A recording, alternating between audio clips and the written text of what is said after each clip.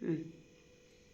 ಕೇಳಿದ್ದು ಸುಳ್ಳಾಗಬಹುದು, ನೋಡಿದ್ದು ಸುಳ್ಳಾಗಬಹುದು, ನಿಧಾನಿಸಿ ಯೋಚಿಸಿದಾಗ ನಿಜವು ತಿಳಿಯುವುದು. ನಿಧಾನಿಸಿ ಯೋಚಿಸಿದಾಗ ನಿಜವು ತಿಳಿಯುವುದು. ದೂರದಲ್ಲೊಂದು ಕಾಡಿತ್ತು, ಕಾಡಲಿ ಒಂದು ಮನೆ ಇತ್ತು, ಮುಂಗುಸಿಯೊಂದು ಅಲ್ಲಿತ್ತು, ಮನೆಯನ್ನು ಕಾವಲು ಕಾಯ್ತಿತ್ತು.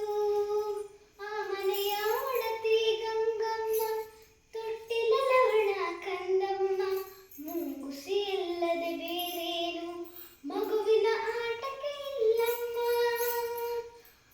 ಮುಂಗುಸಿಯೊಡನೆ ಪ್ರೀತಿಯಲಿ, ಕಂದನ ಜೊತೆಗೆ ಪ್ರೇಮದಲ್ಲಿ ಬಾಳುತ್ತಲಿದ್ದಳು ಗಂಗಮ್ಮ. ಮುಂದೇನಾಯಿತು ಕೇಳಮ್ಮ. ಮನೆಯಲ್ಲಿ ನೀರು ಮುಗಿದಿರಲು, ಹೊಳೆಯ ಕಡೆಗೆ ಹೊರಟಿರಲು, ಕಂದನು ಇನ್ನು ಮಲಗಿರಲು, ಮುಂಗುಸಿಯನ್ನು ಕೂಗಿದಳು.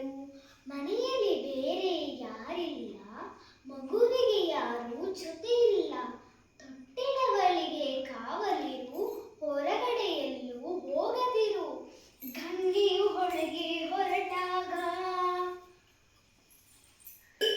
ಬೇಲಿಯಲ್ಲಿದ್ದ ಕರಿನಾಗ ಸರಸರ ಹರಿತು ರಭಸದಲ್ಲಿ, ಮನೆಯನ್ನು ಸೇರಿತು ನಿಮಿಷದಲ್ಲಿ.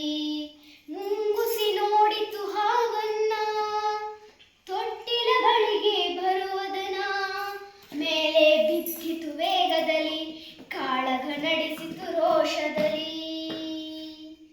ಸೋತಿತು ಹಾವು ಜಗಳದಲ್ಲಿ, ಮುಂಗುಸಿ ಗೆಲುವಿನ ಹರುಷದಲ್ಲಿ, ಹಾವಿನ ಪ್ರಾಣವು ಹೀರಿತ್ತು, ಬಾಯಲ್ಲಿ ರಕ್ತವು ಚಿನುಗಿತ್ತು.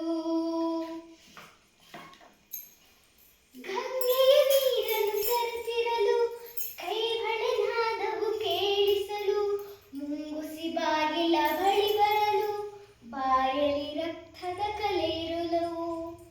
ಬೆಚ್ಚುತ ಗಂಗೆಯು ನೋಡಿದಳು, ಮಗುವನ್ನು ಕೊಂದಿದೆ ಇದು ಎಂದು.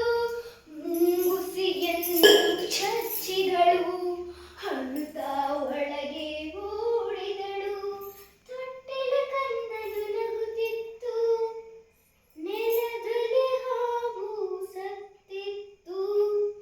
ದುಡುಕಿದ ಬುದ್ಧಿಗೆ ಬಲೆಯಾಗಿ ಮುಂಗುಸಿ ಕತೆ